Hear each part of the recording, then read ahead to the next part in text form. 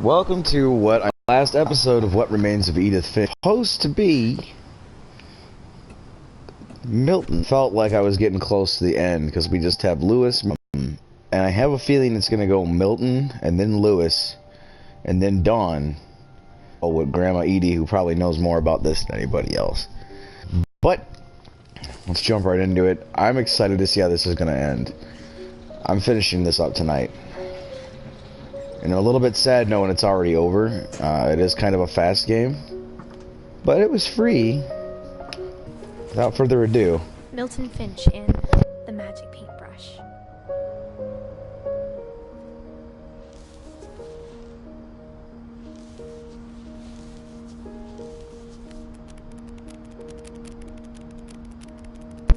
Oh, a flip book. I used to do this all the time with like notebooks and like the corners of textbook pages. Oh shit. Okay. So it was a flip book within a flip book.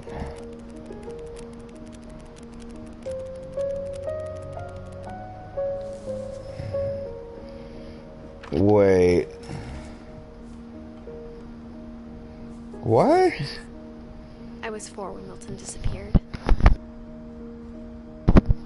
Are you trying to tell me he used a magic paintbrush to make a door to leave? Alright. Mom spent months searching for my brother. Then she sealed the doors.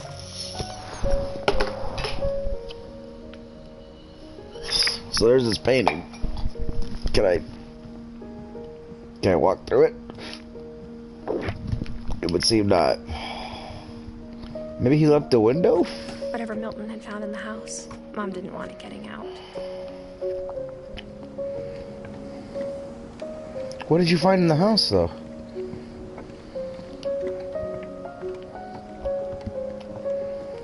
It didn't even say anything about, like, finding anything in the house. What's that all about? And this is where we came from, isn't it? We came down this way. Blamed Edie, but I think Lewis blamed himself. Slowly but surely. I'm making my way up to the top of the house here. Okay. Bacon, bacon. Bacon a bacon. Bacon a bacon, a book and a buckin'. Alright. Through the window. We're done. Hookah! I knew it! Room smelled very, very familiar. Lewis, I fucking love you, man. Here's to you, buddy.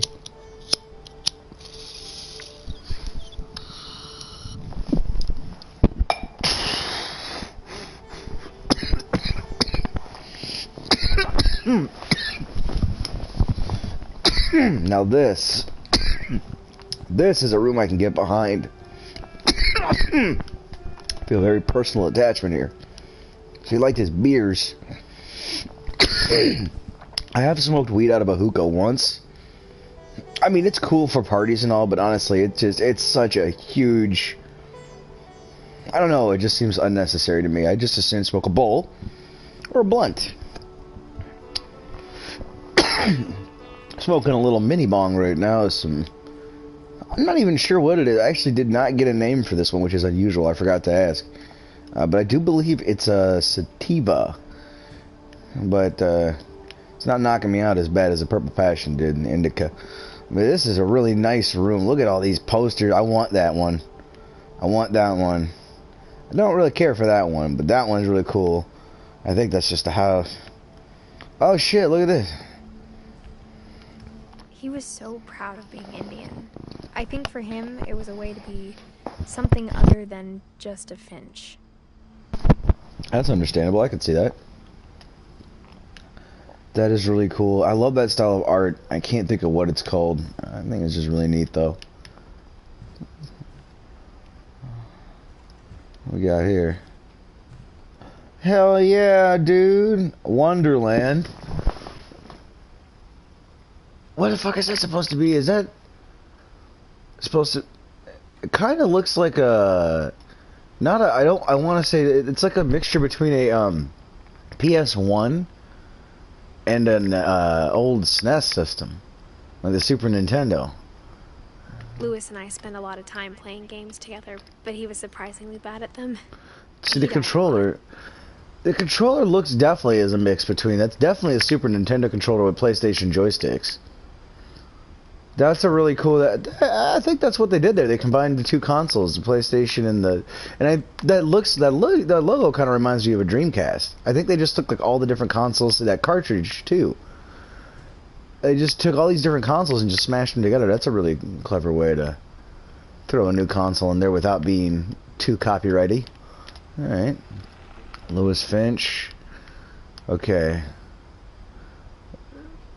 Beer and pills. Ooh, that's a bad one. That's a bad combination. Alcohol and pills. Ooh boy.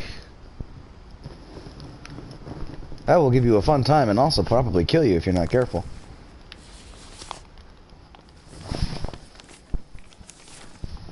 Dear Mrs. Finch, as Lewis's psychiatrist, I can understand your desire for an explanation.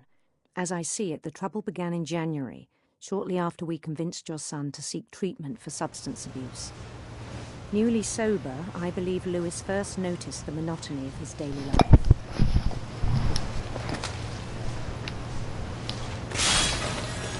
He kept working at the cannery. Oh. But he withdrew part of himself. Come on, grab it.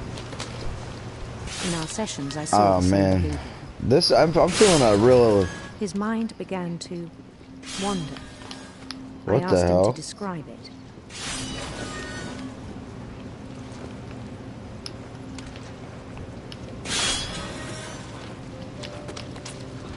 He said he started small. Oh, this is really fucky. This is really fucky, man. He'd feel his way about.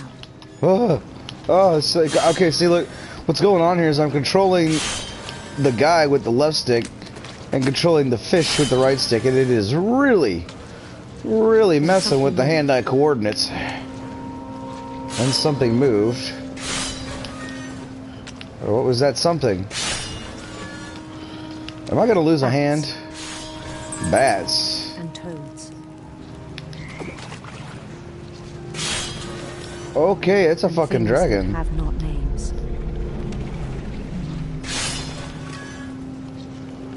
Okay. What kind of substances were you doing, buddy? He knew And marijuana don't do that. Ah, that's interesting. But he took it very seriously. I had hoped he'd find himself. Oh. Okay, I'm trying to keep up on my job. Well, at the same time. Oh. I worried about him then. Daydreaming at the cannery. I spoke with his boss. But he said Lewis had become a model employee. Methodical, tireless, focused. Or just, you know, playing labyrinth like games. A whole new Lewis. So I let him go on.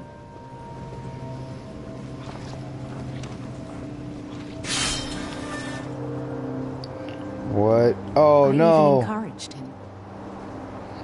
Oh, I am going to lose promising. my hand, I think. He told me he'd made a new friend. Oh. I'm going to be very precise with this cutter. On the edge of a city he named Lewis Topia. He built the city up slowly, brick by brick.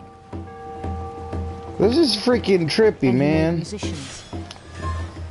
Oh, hey, cool. You know, this would be a lot more fun and jovial without the obvious underlying tones of impending death. And songs for them to play. Something bad is gonna happen. I'm either gonna lose my hand in this frickin' thing. He talked about starting a band. or I'm gonna end up killing myself. And he was always humming something. Every day his imagination grew stronger. Huh. He no longer spoke at the cannery. But his chopping was as reliable as ever. Then one day it struck him What? that all the cheering crowds, even the stones under his feet, were all in his imagination, so he could do whatever he wished.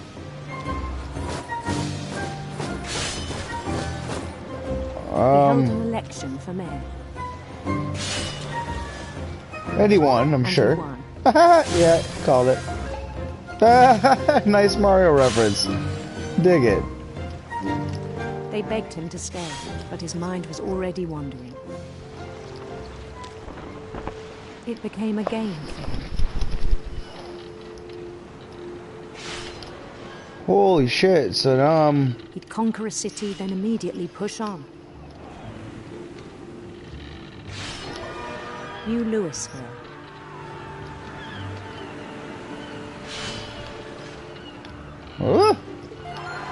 St. Louis. He started drifting away from our reality. Lutopia? No, it was Louistopia, I guess. Ludi Arabia? Minneapolis. Imagine. Until one day he forgot to go home from the cannery. Oh. Even as his mother pleaded with him, part of Louis kept sailing on. What?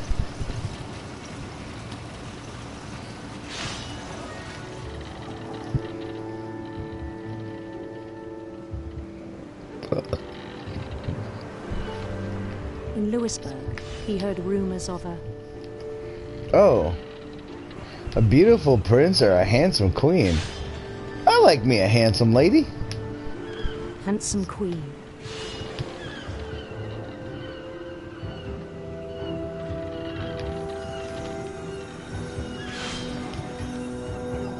What the... It's a sea of glitter! The queen was on her own quest for... Sinister serpents? Yeah. Sinister serpents. sinister serpents.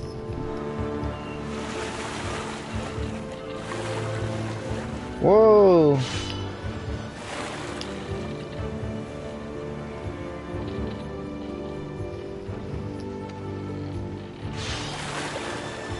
He followed the sound of her... The sound of her silver harp. silver harp.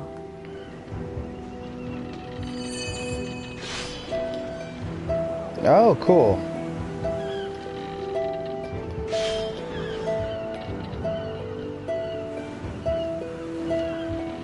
His chase led him to a golden palace east of the sun and west of the moon. Even then, his logic remained sound. Oh, God. He knew the world was all in his imagination. Thanks for 3 fish, I guess.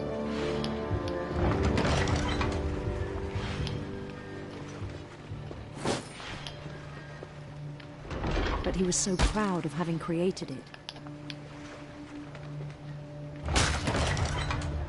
In his own eyes, he'd become something greater than a king.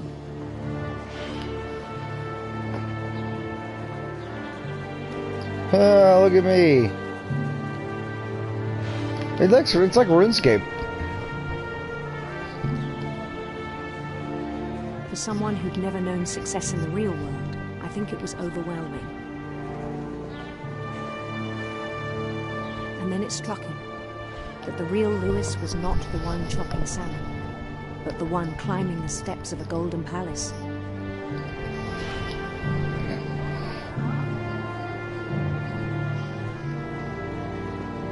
My imagination is as real as my body, he told me. It was hard to argue with him.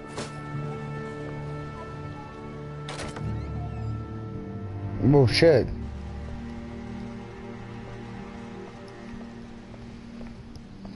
Wow. Wow, that was just give me a second, because that was legitimately really cool. Like, that was fun. Like, not even just, like, you know, the play itself, but the way it evolved from something so simple in his imagination as a little maze that could have been drawn on a chalkboard, and it, like, expanded into an entire world entirely in his own mind. And I love this because I relate so goddamn much to Lewis's story. I'm not even going to get into that, but Jesus, hitting home like a goddamn tank here. Alright. This must be his locker. Oh yeah, it's the Chinese places that we already... Imperial Palace. Hey! DSPSP. Began to forget the world we know.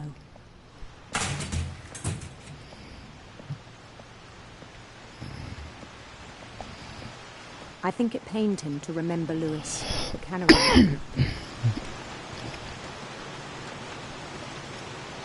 Oh no. Am I about to kill myself? He began to despise the man with a royal contempt.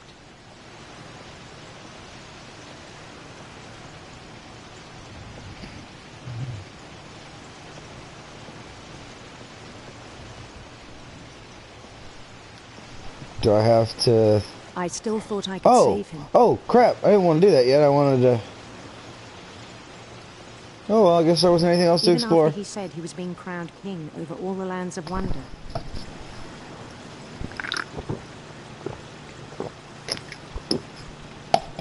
Oh, man.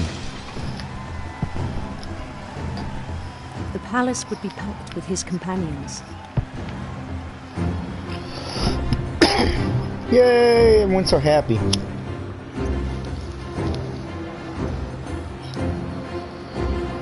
I mean, I'm not.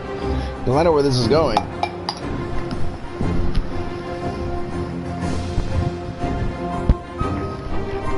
Including the wise Calico who insisted on advising. Huh.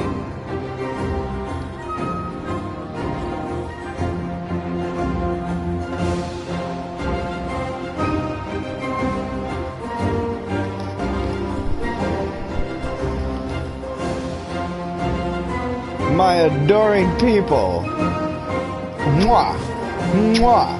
Mwah.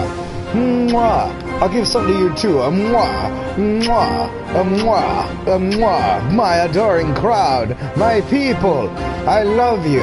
You worship me. I respect you and love you. Waited, holding his crown. Ah, my handsome queen. Who could be my handsome There's only queen? one thing left to do.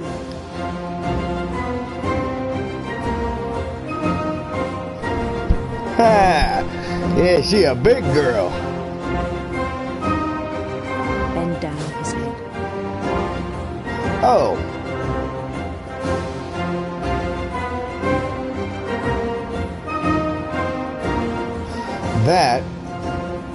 That is not a... I'll give you a proper throne later. Everything else is up to my liking. Nice pauldrons. Man who will be missed by all of us who knew him.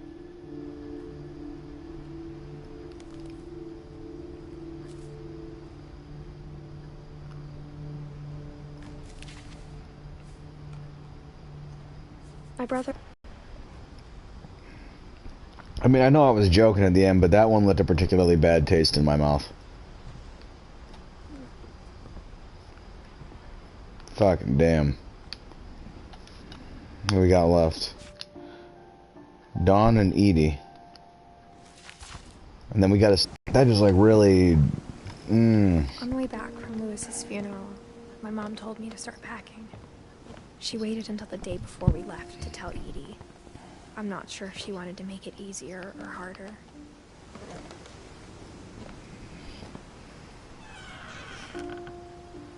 I wish we'd stayed. But I understand why we left. So he left after Lewis killed himself. Because all I can think is that he must have stuck his head under the fish chopping thing and ended his life.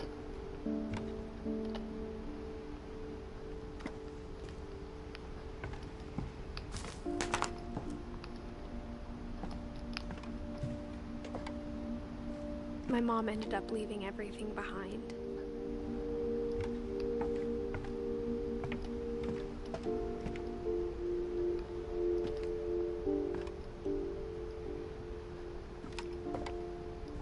What happened that night had been coming for a long time. Maybe it should have come sooner.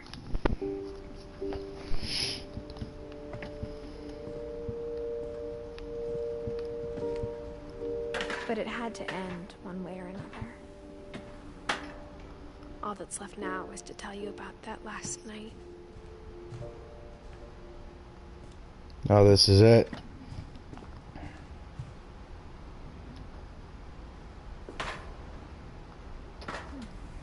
Hold on. I want to make sure that there's nothing else in here.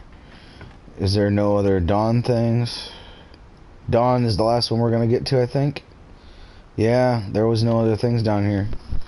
Alright, so Dawn's going to be the last one. It is going to be Edith first, followed by Dawn.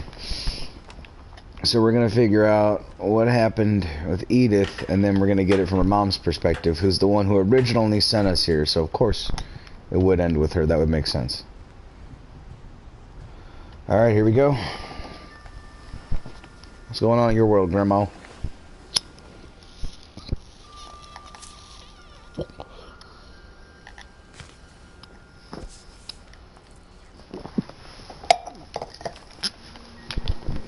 That whole last day, Edie just watched us pack and didn't say a word.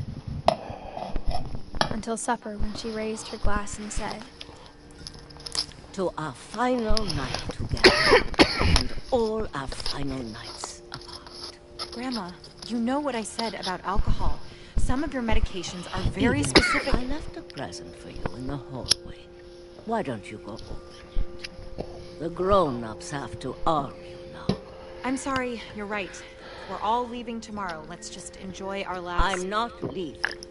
Edith, you're excused. Okay.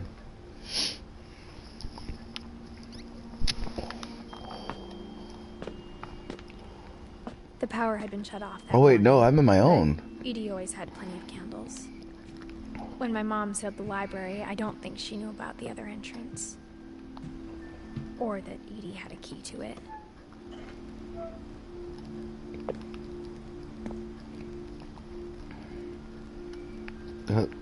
There we go. Said every Finch is buried in here. The thing you're afraid of isn't going to end when you leave the house.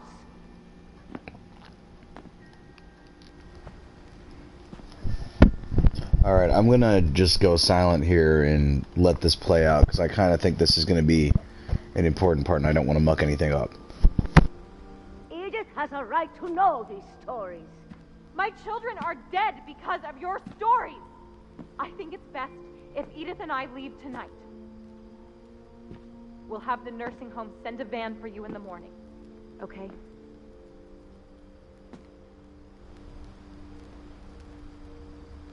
Alright, so Mom thinks that the curse is, you know, not real, and that the stories that Grandma's been telling everyone is what's caused your kids to go crazy and start to believe this curse is real when in reality it's not. And Grandma don't want to leave this house, so Mom's wanting to have a nursing home come and get her. Dear Edith, there's so many stories I wish I could tell you, but there's only time for one. This is about what happened on the night you were born. That night, the tide went way, way out. Oh, I'm gonna get to go explore the house. First and last time I ever saw the old house aground. There'd been an earthquake out in the middle of the ocean. They called it the lowest tide in 1,000 years. God, it smelled awful. You know, I've seen that house every day of my life.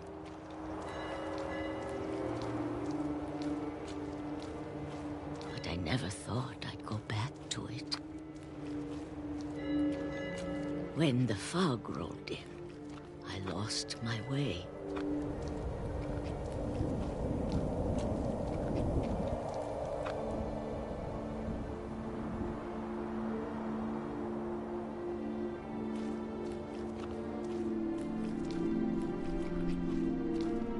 I got turned around.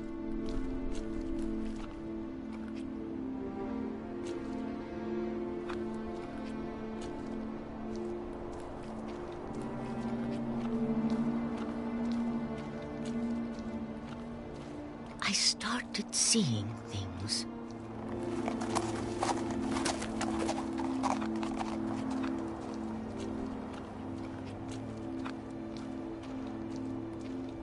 Things I'd forgotten had ever existed.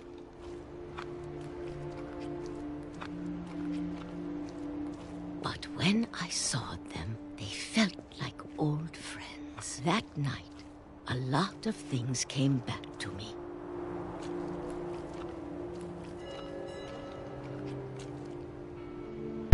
Okay, so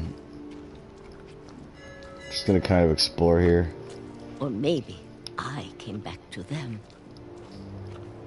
Maybe.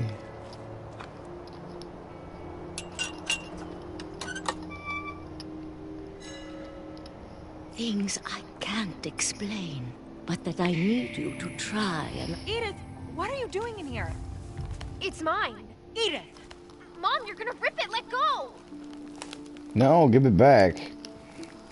I kicked and screamed, but Mom dragged me to the car. I don't want to go. I never saw Great Grandma Edie again. Great Grandma Edie, no. The next morning, the band came to pick her up, but she was already gone. After that, we moved around a lot. So like gone as in disappeared or gone as in dead? Oh, I do this all the We both tried time. to make the best of it.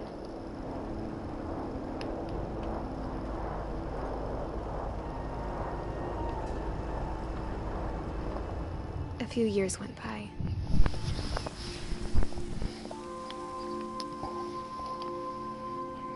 Oh.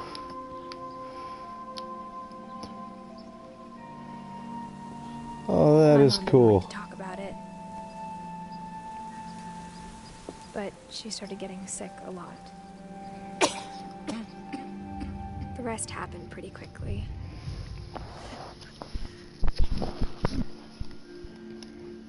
She got better for a while,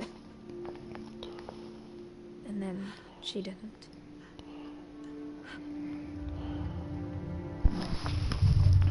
And then I was alone.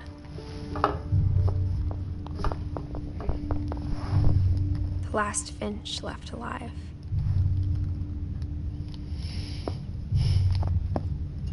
Until I found out about you. I'm still not sure what to tell you about all this. If we lived forever, maybe we'd have time to understand things. But as it is, I think the best we can do is try to open our eyes. And appreciate how strange and brief all of this is. Oh. Birthing canal. This journal was supposed to be for you. But now I hope you'll never see it. I just want to meet you and tell you all these stories myself. But I guess if you're reading this now, things didn't work out that way. Oh no, I was reading my own death journal. Probably died in childbirth. This is where your story begins. I'm sorry I won't be there to see it. It's a lot to ask, but I don't want you to be sad that I'm gone. I want you to be amazed that any of us ever had a chance to be here at all. Good luck.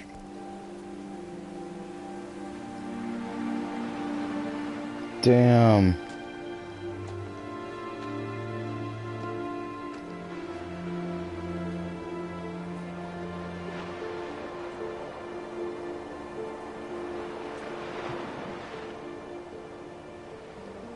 Is that it?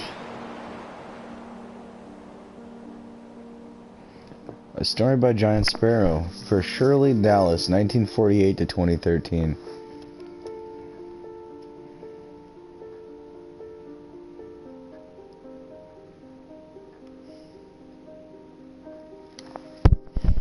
Well,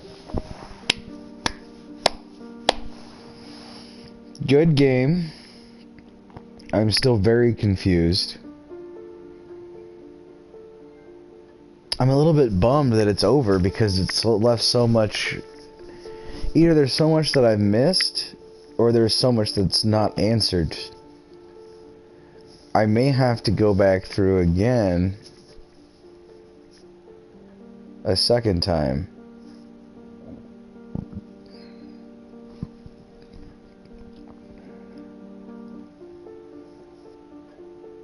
There's all Lewis's stuff.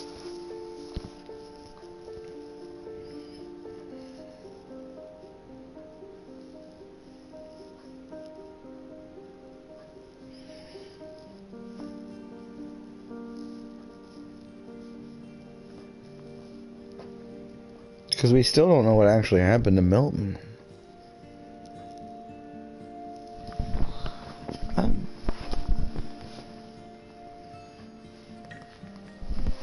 I'm at a complete loss here, to be honest with you. Like, thanks, Johan. What's this trophy? Johan Lee Audio. Oh, that's for watching all the credits.